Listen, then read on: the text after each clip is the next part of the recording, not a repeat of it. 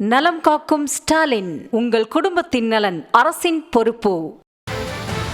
மதுரையில் கொட்டி தீர்த்த கனமழை காரணமாக சாலையில் மழைநீர் தேங்கியதால் ராஜா மில் சாலை மற்றும் கருடர் பாலத்தில் உள்ள சுரங்கப்பாதைகள் முன்னெச்சரிக்கை நடவடிக்கையாக மூடப்பட்டன. மாநகர் பகுதியில் 1 மணி நேரத்திற்கும் மேலாக கனமழை வெளுத்து வாங்கியது. இதனால் சுரங்கப்பாதையில் உள்ள பள்ளத்தில் தேங்கிய மழைநீரில் சிக்கிய வாகன ஓட்டிகளை போலீசார் மீட்டனர். மேலும் தத்தகிரி பகுதி சாலையில் சுமார் 1 அடி உயரத்திற்கு கழிவு நீருடன் கலந்து மழைநீரும் தேங்கியதால் பொதுமக்களும் வாகன ஓட்டிகளும் கடும் சிரமத்திற்கு ஆளாகினர்.